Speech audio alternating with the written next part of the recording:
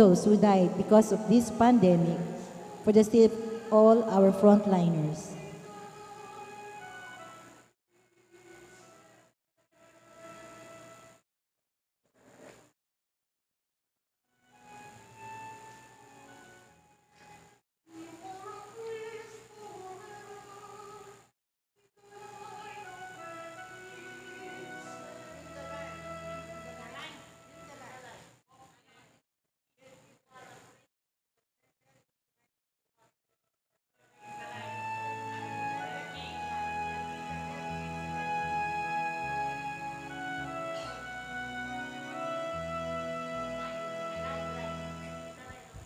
Let us all kneel for the Oratio Imperata.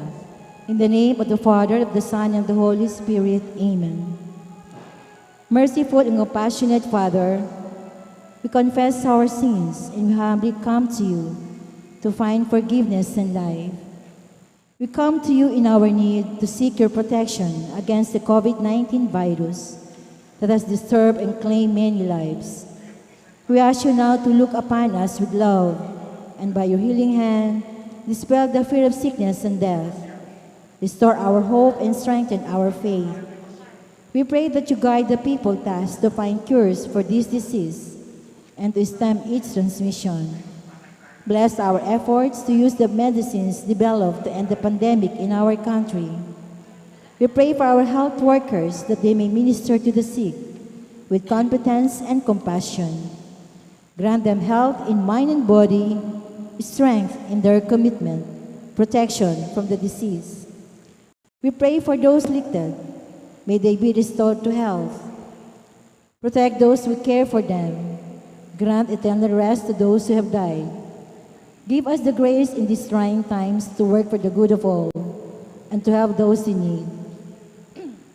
May our concern and compassion for each other see us through this crisis and lead us to conversion and holiness. Grant all this through our Lord Jesus Christ, your Son, who lives and reigns with you in the unity of the Holy Spirit, God, forever and ever. Amen. We fly to your protection, Holy Mother of God.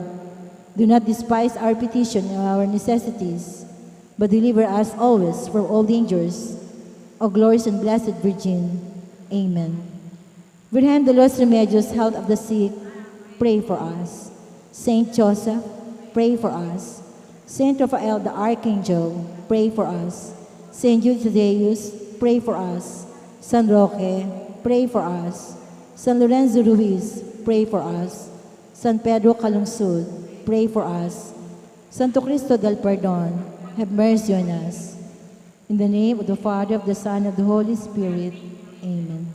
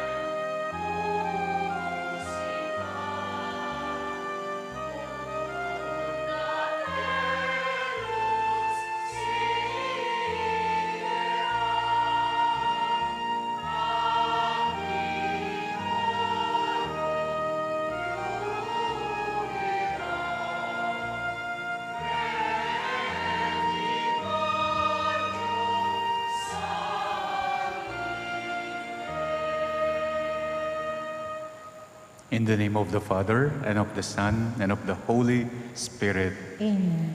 The grace of our Lord Jesus Christ, and the love of God, and the communion of the Holy Spirit be with you all. And with your spirit. We are celebrating today the solemnity of the body and blood of Christ, the Corpus Christi Sunday. Let us prepare ourselves to celebrate the sacred mysteries by acknowledging our sins. I confess, So, Almighty God, and to you, my brothers and sisters, that I have greatly sinned in my thoughts and in my words, in what I have done and in what I have failed to do. Through my fault, through my fault, through my most grievous fault. Therefore, I ask Blessed Mary, ever Virgin, all the angels and saints, and you, my brothers and sisters, to pray for me to the Lord our God. May Almighty God have mercy on us and forgive us our sins and bring us to everlasting life. Amen.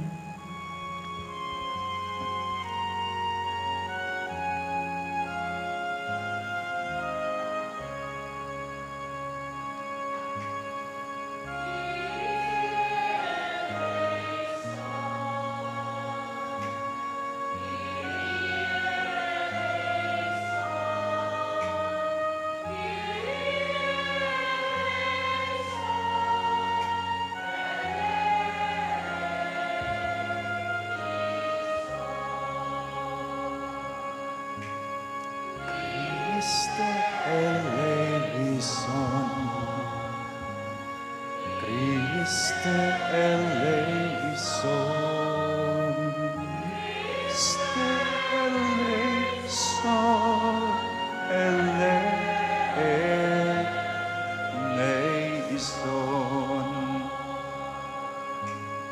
Kyrie eleison, Kyrie eleison, Kyrie eleison, eleison.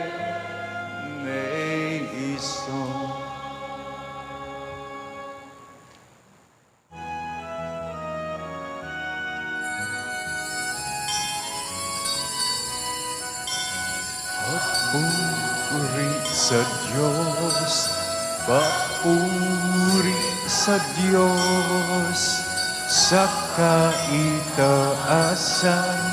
papuri sa Diyos, puri sa Diyos, papuri sa Diyos, sa kaitaasan, papuri sa Diyos.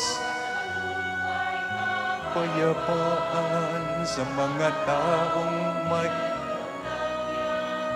pinupuri ka namin, dinarangal ka namin, sinasamba ka namin, ipinagbubunyi ka namin. Papuri sa Diyos, papuri sa Diyos, sa kaitaasan, papuri sa Diyos. Ang ka namin dahil sa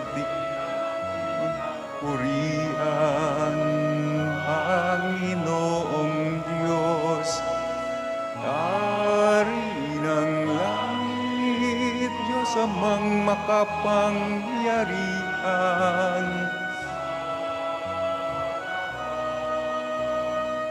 Panginoong Jesucristo, bugtong na anak, Panginoong Kordero ng Diyos, anak ng Ama.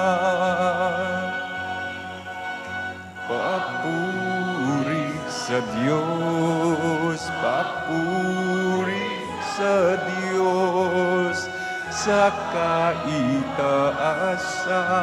papuri sa Diyos.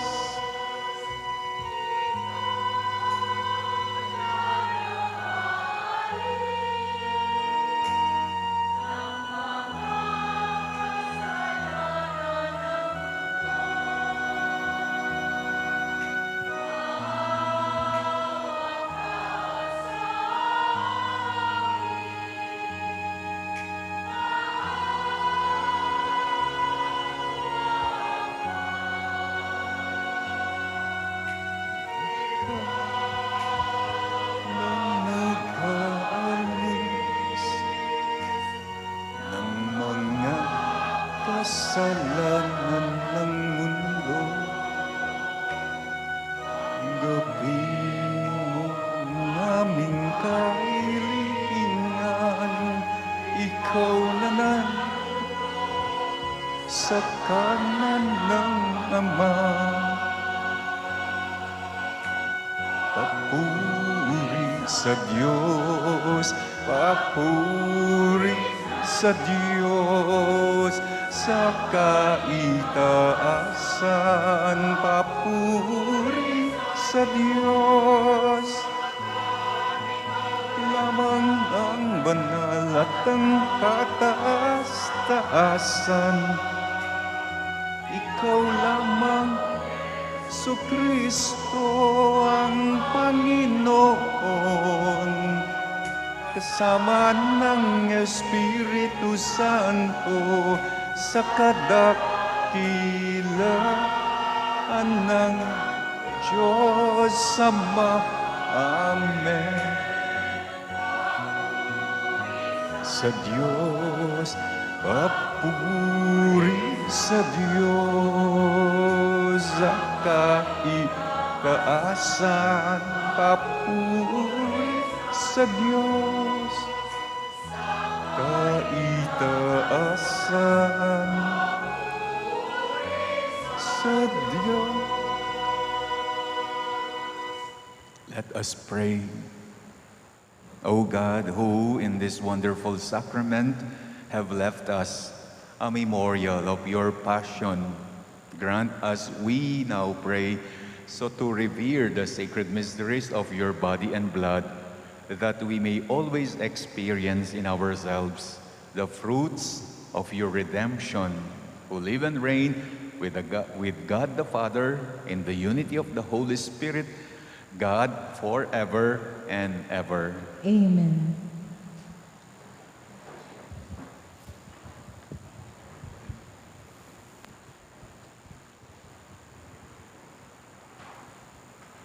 A reading from the book of Genesis. In those days, Melchizedek, king of Salem, brought out bread and wine, and being a priest of God Most High, he blessed Abraham with these words: Blessed be Abraham by God Most High, the creator of heaven and earth, and blessed be God Most High, who delivered your foes into your hand. Then Abraham gave him a tenth of everything. The word of the Lord. Thanks be to God. For our responsorial psalm, let our response be, You are a priest forever in the line of Melchizedek.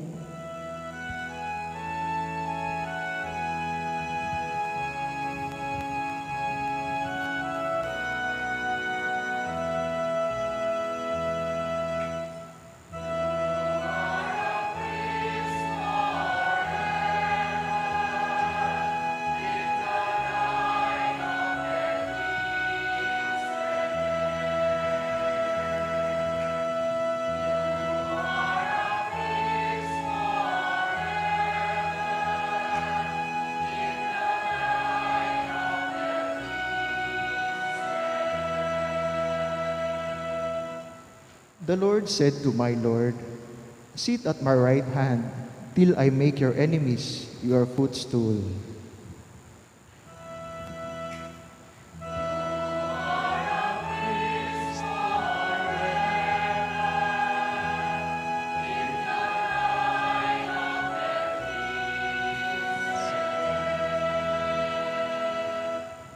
The scepter of your power, the Lord, will stretch forth from Zion. Rule in the midst of your enemies.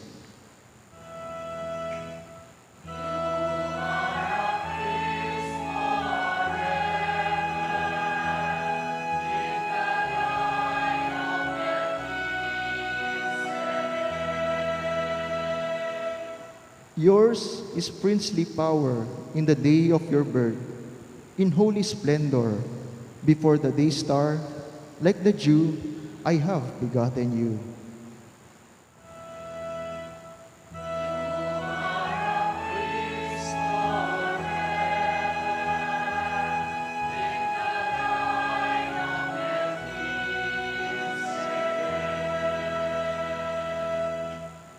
The Lord has sworn, he will not repent. You are a priest forever, according to the order of Melchizedek.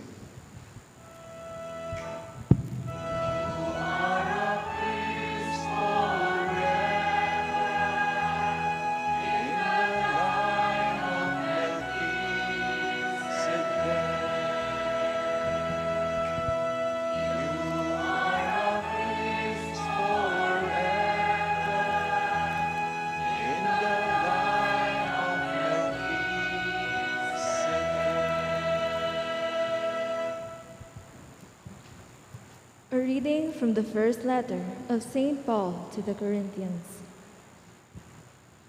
Brothers and sisters, I received from the Lord what I also handed on to you, that the Lord Jesus, on the night he was handed over, took bread, and after he had given thanks, broke it and said, "This is my body that is for you.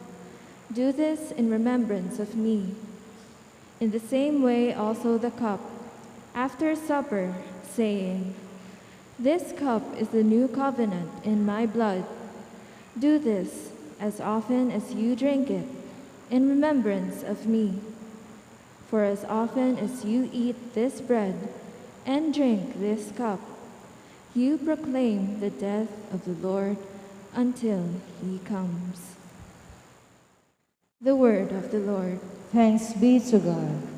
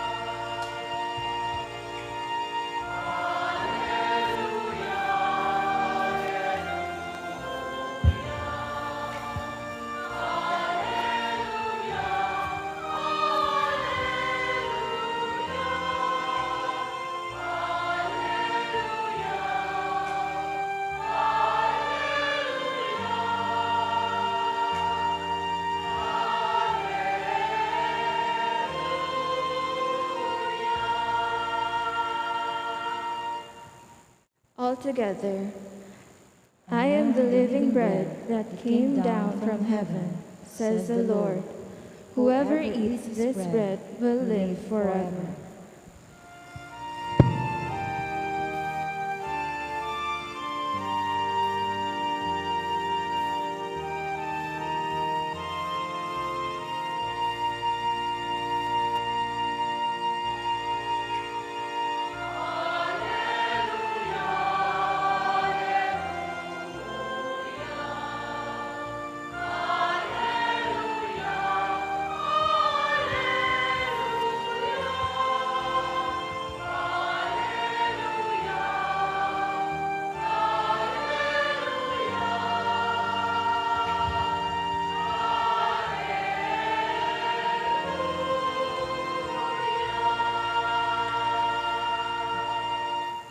The Lord be with you. And with your spirit. A reading from the Holy Gospel according to Luke. Glory to you, O Lord.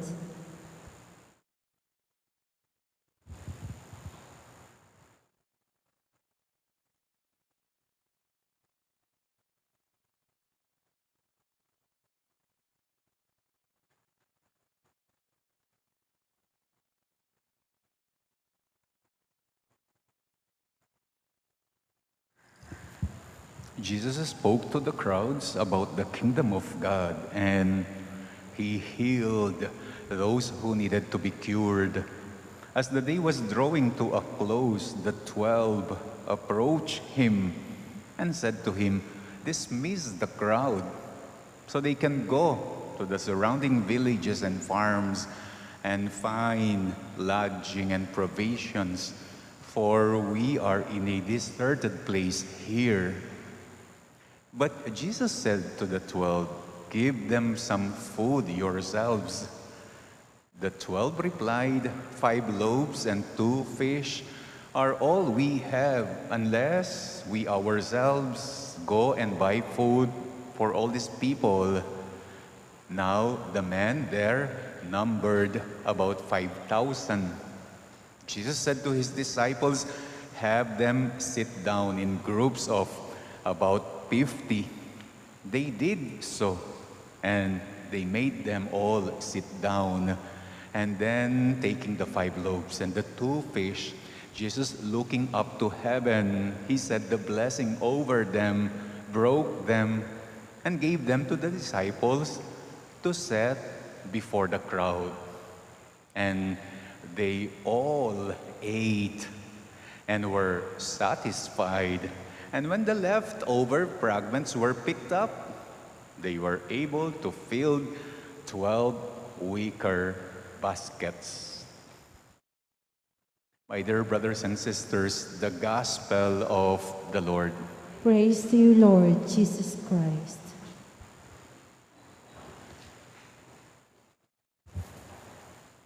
Kapag po yung ninong o ninang sa isang kasal o sa isang binyag, hindi siya makakarating, madalas nagpapadala po siya ng proxy or representative.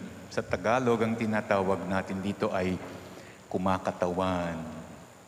Hindi lamang yung mga hindi makakarating ang kinakatawan natin. Kahit na yung mga hindi natin nakikita ay kinakatawan natin. Like for example, kapag sinabi natin St. Jude Parish, pag sinabi natin St. Jude Parish, sino ang ituturo? Hindi si St. Jude Parish. When we talk about St. Jude Parish, it's not just this piece of building na simbahan.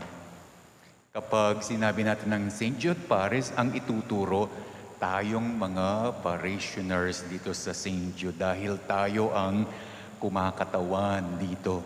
Kahit kapag may vicariate meeting, sino ang nakikipag-meeting? Hindi si St. Jude Parish, kundi yung president ng ating PBCC, Brother Rael, ang pumupunta.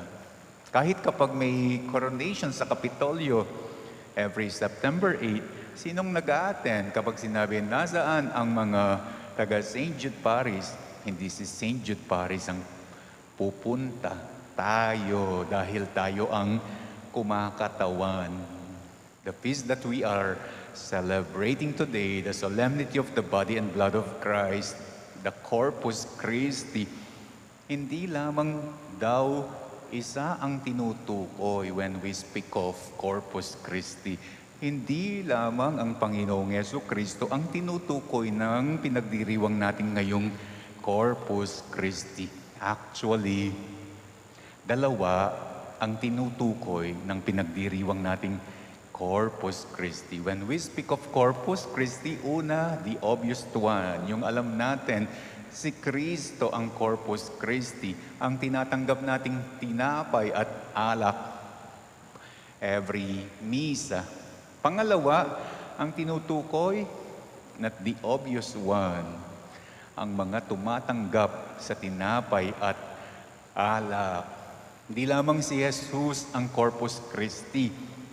We are the Corpus Christi as well. Tayong tumatanggap sa kanyang tinapay at alak.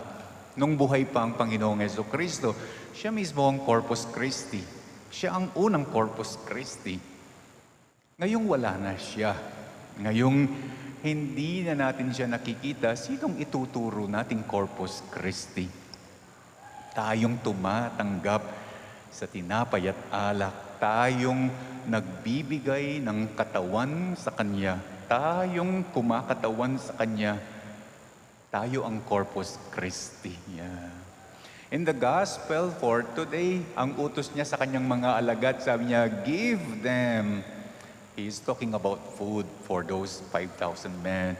Give them. Bigyan niyo sila. Mabibigyan natin sila kung bibigyan natin siya. Mabibigyan ni Jesus sila kung bibigyan natin si Jesus ng katawan. Kung ibibigay natin kay Jesus ang ating katawan, ating mga kamay, ating mga puso, kung bibigyan natin siya ng katawan. Wala siyang katawan kung hindi natin siya bibigyan. Hindi siya mabubuhay if we will not make Him alive. Hindi siya lilitaw, makikita, mahahawakan, mararamdaman kung hindi natin siya ipapakita.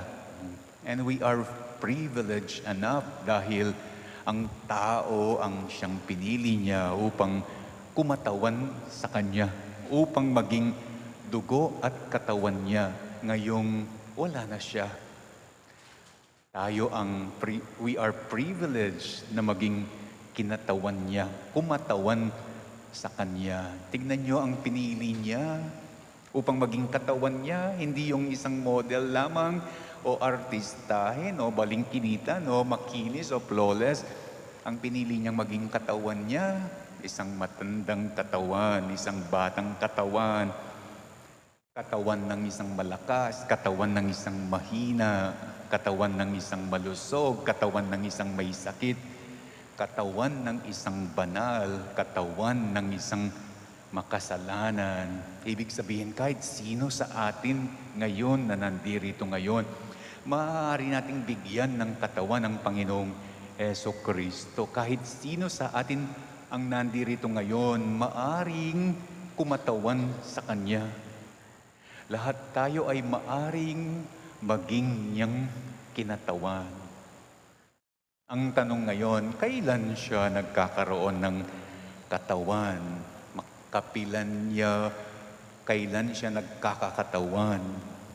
Nagiging buhay ang Panginoong Jesucristo kapag bukas palad tayo sa pagbibigay. Just like in the gospel, give them, sabi niya. Nagiging buhay siya ngayon when we give them.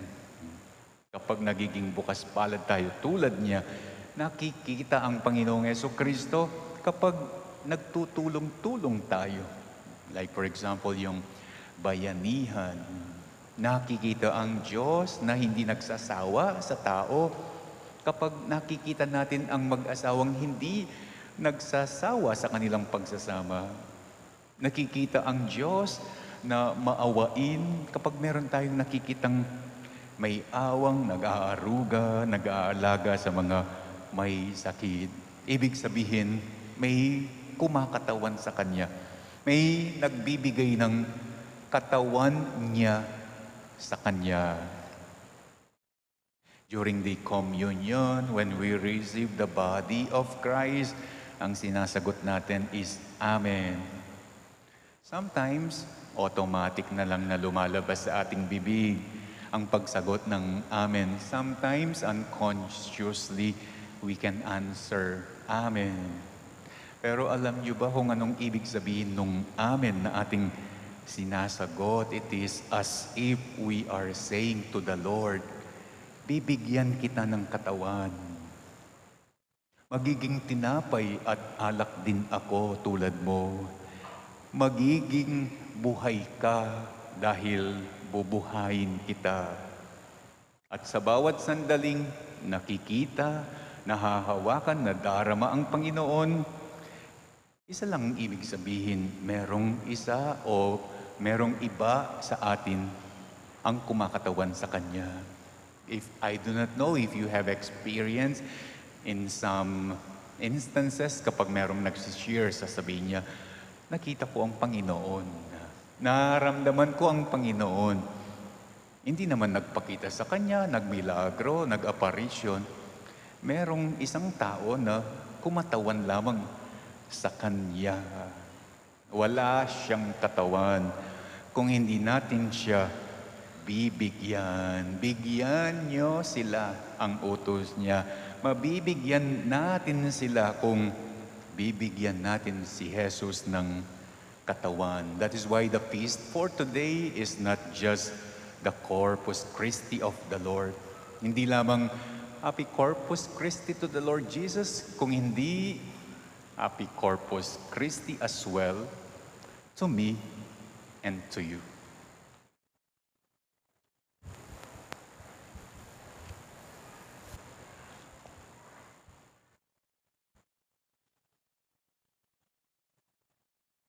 Let us now profess our faith.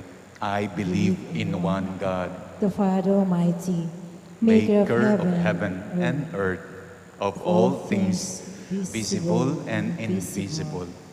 I believe in one Lord Jesus Christ, the only begotten Son of God, born of the Father before all ages, God from God, light from light, true God from true God, begotten not made, consubstantial with the Father.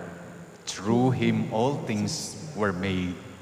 For as men and for our salvation, he came down from heaven, and by the Holy Spirit was incarnate of the Virgin Mary and became man.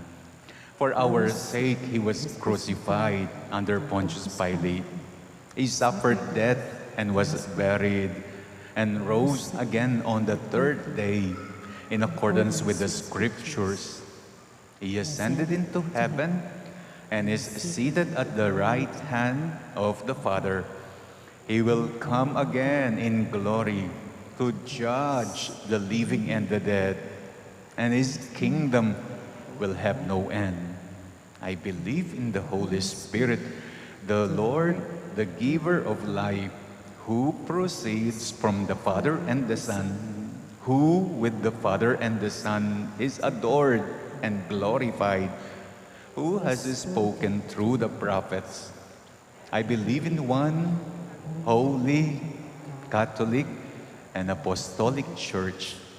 I confess one baptism for the forgiveness of sins, and I look forward to the resurrection of the dead and the life of the world to come. Amen. Amen. Through the body and blood of your Son, O Father, you have reestablished your relationship with us and saved us from sin with and in the grace of the Spirit. Nourish our body and soul as we say, God of life, sustain us. God of life, sustain us. Loving Father, empower Pope Francis, bishops, priests, deacons, and the lay people, that through your Spirit we may become the nourishing bread that would feed and heal the world hungry and in need of your word. We pray. God of life, sustain us.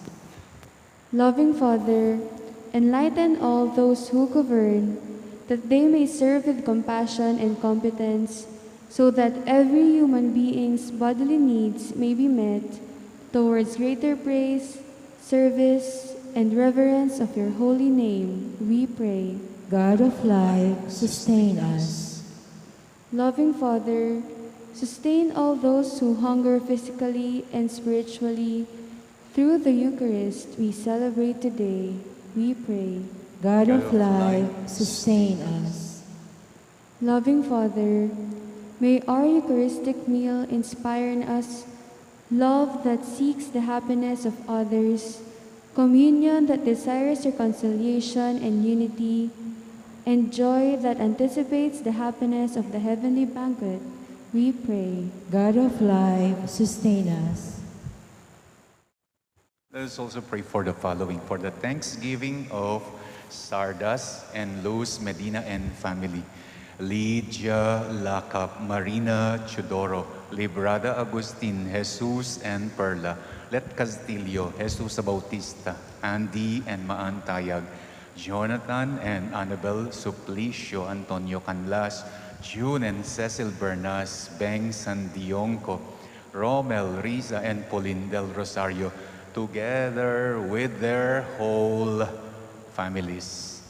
Let's pray for our birthday celebrators, Rizal San Pedro, Janice Laksa, and Rosalie Gallardo, Ana Benitez, and Rizal Manaliri, for the special intention of Mary Manette Pineda, Mariel Miranda, Paldeng family, Alex and Karen Santa Cruz, Josie and G. Calbang and family, Ryan, Cesar, David, and Melvin Canlas. Let's pray for the speedy recovery, good health, and healing of Gloria Cese, Emi Laksa, Grace Santa Cruz, Benita and Felicidad Reyes, Melissa Villanueva, Mario Pasion, Wilfredo Abrantes, Patrick Gatbonton, and all our sick relatives and friends, for the guidance and protection of the Holy Spirit, for the family of Ani Rason and the family of Antonio and Josepina Gibara. And may the loving Father welcome our departed loved ones into His heavenly banquet, especially the souls of Manuel, Teresita, and Mark Louis Tongyo, Juanita Lagason, Cesar David, Nelson Garma, Richard Jules Medina, Corazon Rivera, Rodolfo Toledano, Maria Esperanza Limson, Ricardo Cabalia, Jocelyn Pabalan, Mark Kevin Laksa, Jose Perla, and Trina Yason, Rosario Julieta and Alfonso Capena, Aurea Dunca, Anisha Tiodin, General Amado de Mata, Siriaco Toledano, Ruben and Leonila, and Salvador Laksa, Merla Mangalus, Pomposo Tolosa and Irma Tolosa, Mario de Ausen, Crispina Umangay, Jocelyn Pabalan, Jose, Joey, and Barbara Abrantes, and Milagros Castro, and the poor souls in purgatory. We also pray for our own safety against COVID, for the safety of our frontliners, for the speedy recovery of all those stricken with COVID, and eternal repose as well of those who have died because of COVID. We all pray. God of life, sustain us. Let's now pray for the urgent concern of our community. Let us pray for all the fathers on this Father's Day and our own personal intentions.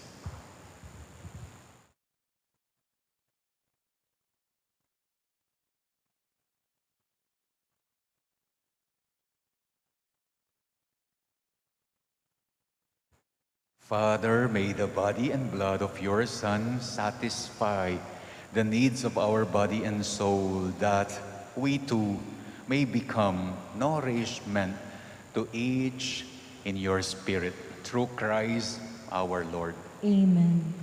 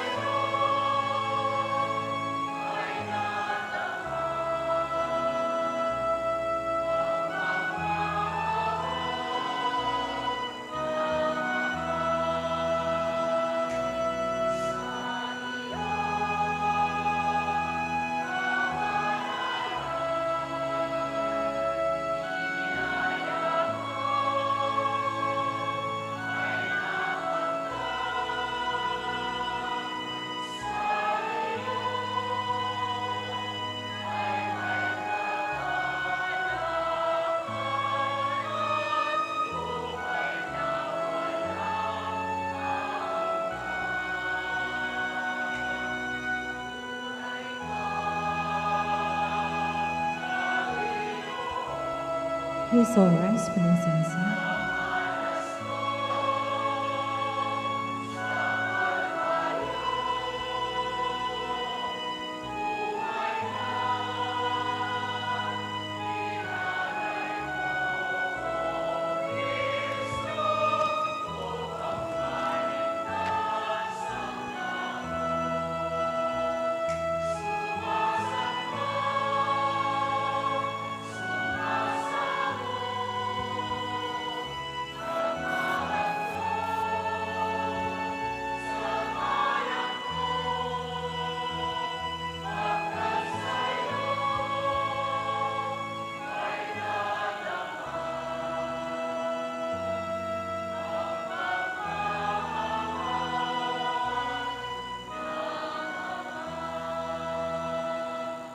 Pray, brethren, that my sacrifice and yours may be acceptable to God, the Almighty Father. May the Lord accept the sacrifice at your hands, for the praise and glory of his name, for our good and the good of all his holy church. Let us pray. Grant your church, O Lord, we pray, the gifts of unity and peace, whose signs are to be seen in mystery, in the offerings we here present through Christ our Lord. Amen. The Lord be with you. And with your spirit, Lift up your hearts. we lift them up to the Lord. Let us give thanks to the Lord our God. It is right and just. It is truly right and just, our duty and our salvation always and everywhere, to give you thanks, Lord, Holy Father, Almighty and eternal God, through Christ our Lord. For at the Last Supper with his apostles, establishing for the ages to come the saving memorial of the cross, he offered himself to you as the unblemished Lamb, the acceptable gift of perfect praise, nourishing your faithful by this sacred mystery.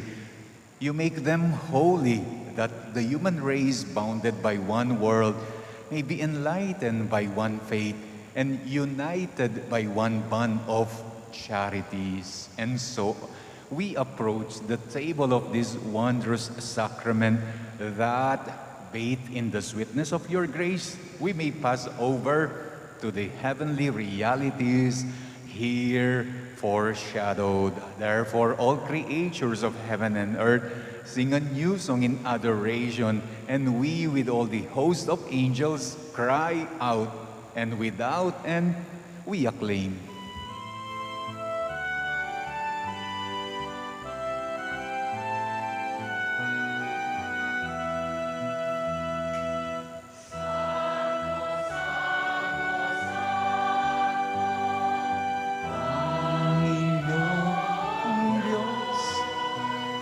Napupuno ang langit at lupa ng kadakilaan mo.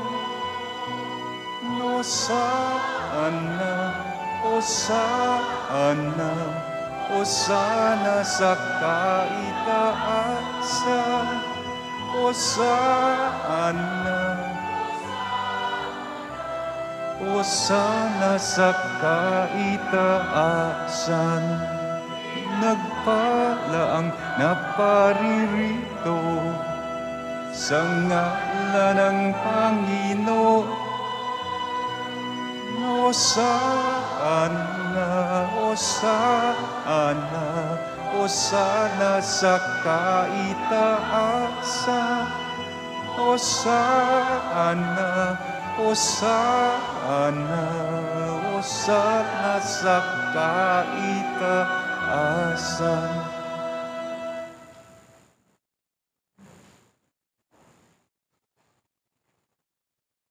You are indeed holy, O Lord, the fount of all holiness. Make holy, therefore, these gifts, we pray, by sending down your Spirit upon them like the dewfall, so that they may become for us the body and blood of our Lord Jesus Christ. At the time he was betrayed and entered willingly into his passion, he took bread and giving thanks, broke it and gave it to his disciples, saying, "Take this all of you and eat of it. For this is my body, which will be given up for you."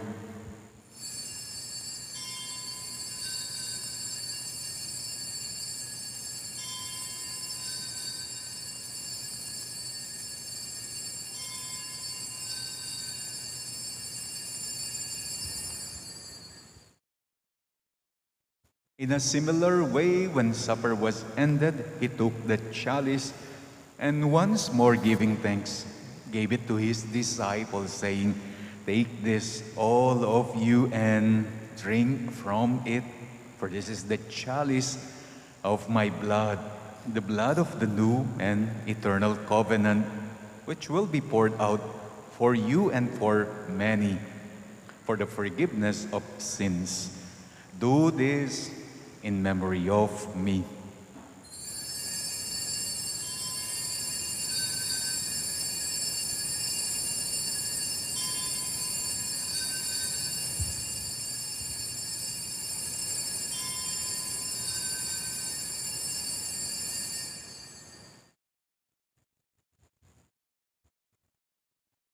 The mystery of faith. Sa krus mo at pagkabuhay, kami tinubuos mong tunay. Buong Jesus naming mahal, kas mo kaming tanan. Buong Jesus naming mahal, ngayon at magpalanman. Therefore, as we celebrate the memorial of his death and resurrection, we offer you, Lord, the bread of life and the chalice of salvation, giving thanks that you have held us worthy to be in your presence and minister to you. Humbly we pray that partaking of the body and blood of Christ, we may be gathered into one by the Holy Spirit. Remember, Lord, your church is spread throughout the world, and bring her to the fullness of charity, together with Francis, our Pope, Florentino, our Bishop, and all the clergy. Remember our brothers and sisters who have fallen asleep in the hope of the resurrection, and all who have died. In your mercy, welcome them into the light of your face, especially the souls that we are praying today in this Mass. Have mercy on us all, we pray, and that with the Blessed Virgin Mary, Mother of God, with Blessed Joseph, her spouse, with the blessed apostles, and with all the saints who have placed you throughout the ages, we may merit to be co-heirs to eternal life, and may praise and glorify you through your Son, Jesus Christ. Through him, and with him, and in him, O God, Almighty Father, in the unity of the Holy Spirit, all glory and honor is yours forever and ever.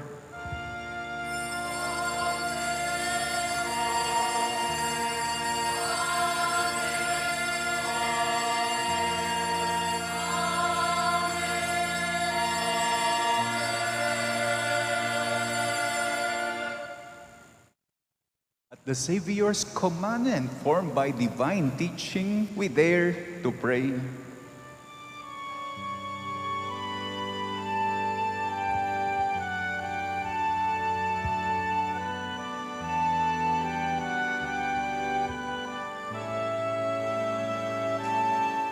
Ama namin, sumasalangit ka, sambahin ngalan mo,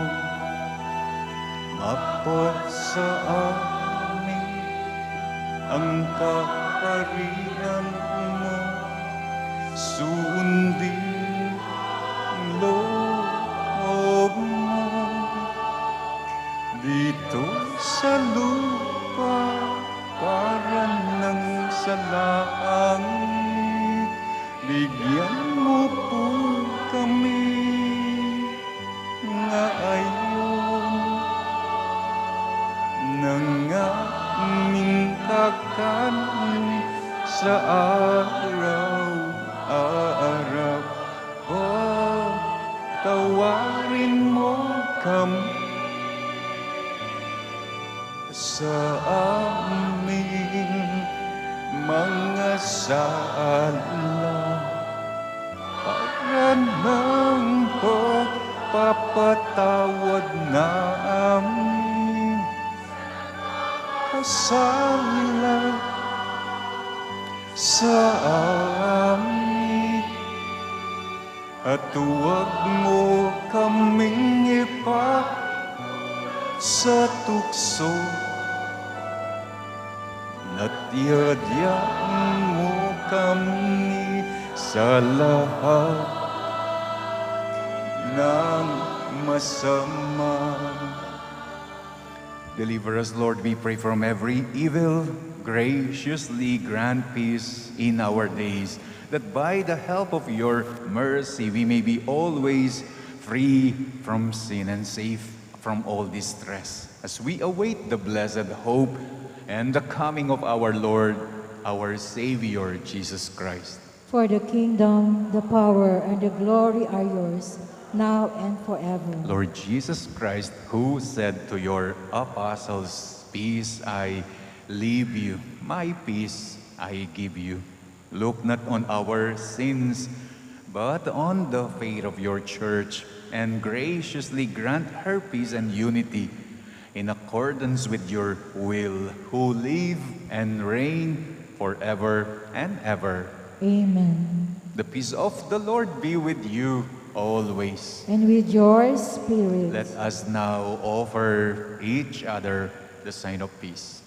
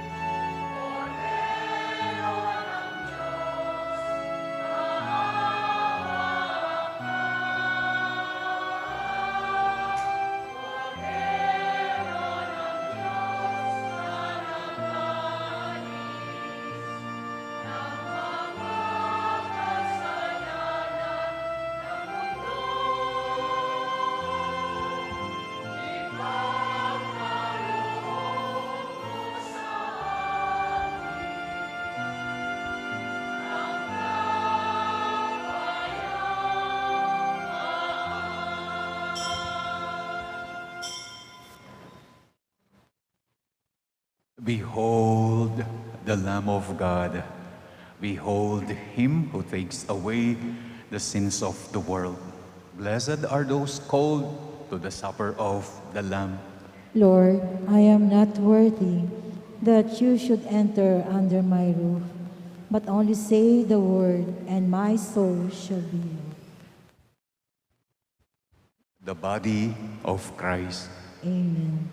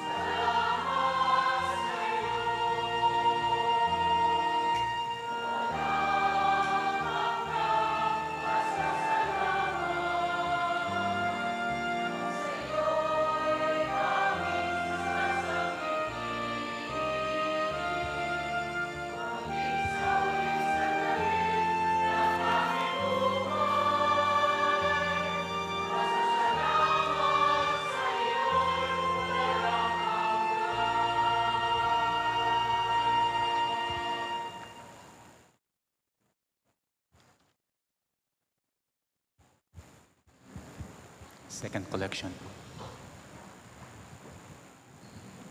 Pwede na po kayong mag-second collection.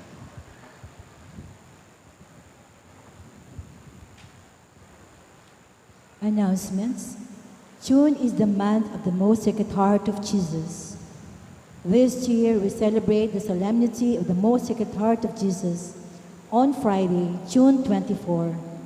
And when we speak of the Most Sacred Heart of Jesus, the Immaculate Heart of Mary is not far behind as we commemorate her memorial on Saturday, June 25.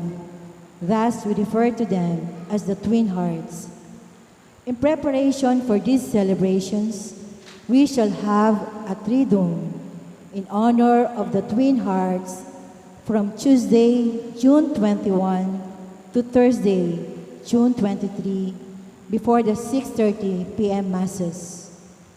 The highlight of the solemnity of the Most Sacred Heart of Jesus is the Eucharistic celebration on Friday, June 24 at 6:30 in the evening, followed immediately by a procession of the Twin Hearts around the quadrangle. For the memorial of the Immaculate Heart of Mary, the Holy Mass will be celebrated on Saturday, June 25 at 7:30 in the morning.